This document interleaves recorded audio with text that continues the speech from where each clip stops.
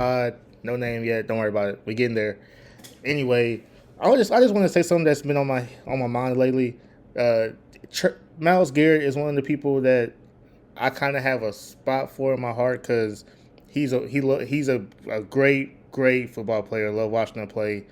But the thing is, are you a winner? Like with athletes, do money mean more than winning for these athletes? Like if you're in Cleveland your whole career and never had a winning record, do you think this is a question for you? Do you think that this is the best place for you to be?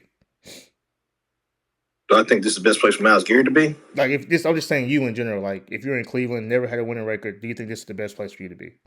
No, If you're a true winner, not if I'm a true winner. No. thank you. This franchise has proven they're not capable of being a consistent winning team. Uh, if that answers your question, that I didn't know. I wouldn't want to be long term. Thank you. And if you so it's this offseason, Miles Garrett requested a trade. He stalled out, yet he requested a trade, but still went to camp. So basically, he got the contract he wanted. In NFL, we see history time over after time when the player requests a trade. What do the media say? Oh, they're not going anywhere. It's just a stunt. Well, negotiation tactic. In the NBA, you request a trade, you're out of there. like you're gone. You don't want to be there. It's that simple. So I'm actually this is another question for you. You might not have the best answer, but I just want your take on it. Why do you feel that in the NBA that it's so much easier for these players to get traded in the NFL? Do you think it's a player thing or just a sports thing? Actually, I don't think it's easier. I just think the trades are stationed to make more sense. Everything has to be based on salary. In NFL, that's not the case. If your team has the space for you, they can take you regardless. It's just what the other team gets for you is not your value. In my opinion, most NFL trades are one-sided. 80% favoring one team, with another team getting to 20% of a fifth-round draft pick, or you know, it could be elevated to a certain round or whatever based on production. And in NBA, you get what you get. Yeah. Like if you somebody making $100 million, you got to take back enough $100 million worth of salary. No matter how many players they take, you got to take that back. And if a guy's worth 2-3 first round picks, normally you're gonna get 2 or 3 first round picks for him. And a player. And a player to match the salary. So, but in NFL, it's just I don't understand. I don't know the reason behind it. There's just not a lot. I guess they don't value draft picks the same way they do in the NBA. Maybe that's a good thing, but I just think this trades make no sense in my opinion how they're done in the NFL. That's just another discussion for another day. But that's how I feel about that. So with Miles Garrett, he's top 5 player in the NFL. And obviously, you're not going to get your value for him. No matter the amount of picks, no matter if they eat the contract, you're still missing Miles Garrett.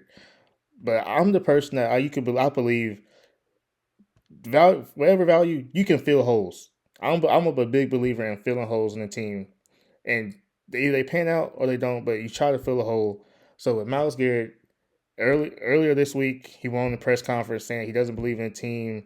He doesn't think they can win after the Steelers lost. So if this is how you truly feel, why did you not go through with your trade? Well, his defense, it's okay to feel that way. It is. I kind of side. I side with Myles Garrett. You put your feelings out there. Let them know how you feel about it.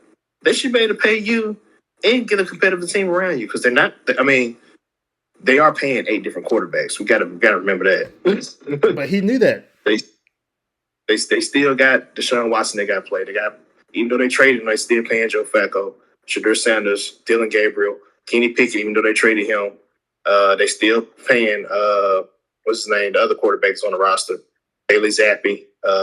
They still paying all these guys. They literally are paying 8 quarterbacks. There's no lie. I saw that. And but none of those guys equate to the value that you get for paying for Mike Parsons. He is being paid premium money. He gives you premium production throughout his career. It may be a little dip this year, but I mean, if he's not happy, you have to make him happy. He is the franchise. He is the face of the Browns. It's not totally his fault. The team is terrible. It's the management's fault. It's the front office. It's the presidents, the GM, player personnel guys. They are the scout team. They the ones responsible, in my opinion. If this guy wanted to be traded and he really wanted to leave, he would have left. He would have left. This man's been a Brown his whole career. He's played hard his whole career. I dare anybody to say Garrett took some time off. I would never say that. I would never say that. But Myles Garrett's career record against Steelers is 5-8. He has 13 sacks against them, which is pretty impressive. 13 career sacks against one team. I think that's impressive. But 13 sacks, 14 games. Pretty much. That's impressive. Yeah, very impressive. He didn't have one this past week, but the team sucks. Like, I know if you want to win, you want to win. But you have to put yourself in winning positions, even if the team isn't. So requesting a trade is not the end of the world. Like, it might be the best thing that ever happened to you. It happened to a lot of players. So this is my Myles Garrett take. Myles Garrett, you're a phenomenal player, but if you really wanted to win, you would have took that trade more seriously, not as a negotiation tactic. Man, I think the man legit wants to be a Brown, man. I mean, loyalty is different in the NBA and the NFL. That's true. In the NBA, those guys are more about the money. I don't think those guys really care about the championship. They're more about the lifestyle, money, stuff like. In the NFL, those guys, it's different. You're a family. That's a bond. You go on a war every week. I think it's just, it just don't feel the same. Like, winning as a team in basketball and winning in football is totally different. You laying your body on the line every single play in the NFL. You want to win with those. Those are your guys. That's your family. NBA guys are in and out the door all the time. Yeah. In the NFL, they're in and out the door too, but that's still your family. But it just hits different, in my opinion.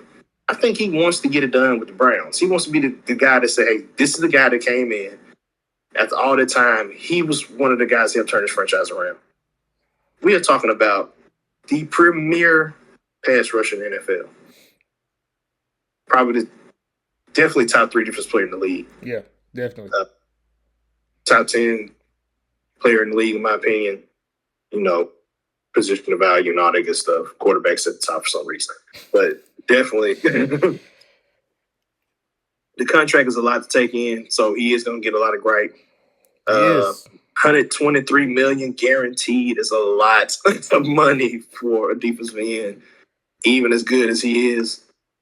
But let's keep in mind they still owe Deshaun Watson, I think, $100 more million, $150 more million. So that's $40 million this year. So the team is not in a good spot, Myles Garrett. If you're watching this, I'm your conscience. Leave. Go win. You could make an impact on so many teams. But that's just my take on it. Who can trade for him at this point? Trade deadline's coming up, but who can take on a Myles Garrett salary at this point in the season? Like, Cleveland would still have to pay a big chunk of their salary. That's another thing about the NFL trades. They want you to pay half the salary. They want you to pay majority of the salary. In the NBA, you paying the salary. Whoever gets the trade. So should they fix NFL trades? Is that something that could be? Is that something that could be fixed? Probably the next negotiation. What do they call it? CPA, NFL PA. PA. So it's just something to think about, man. When the offseason comes up, can they fix these trades? Because I remember texting you when Russell Wilson was traded and said, "What the heck? I don't understand. Why are they getting 5th and 6th round picks? He's a Super Bowl quarterback." Like, so I just a little knowledge for y'all, man. Just tell me if I'm wrong about Myles Garrett, or tell me what's a winner. What defines a winner to you guys? And to all these VJ jockeys out on the radio in Cleveland saying this guy's not a winner. No, your team aren't winners. Myles Garrett is your reigning defensive player of the year. Let's not forget that. Well, he won defensive player in 2024. Yeah. Let's not forget that. Don't disrespect this man by talking down on him like he's not the reason that you're even talked about most of the time. Like, only reason. You got Anthony Rizzo guy out there in Cleveland saying all this crazy stuff about Myles Garrett. Man, please. He is the franchise. You don't talk down. That's like the Lakers just saying, no, F you, LeBron, we done. F you, Luka, we done. You know? They kind of did. Yeah. Different conversation, different day. Probably should use another example.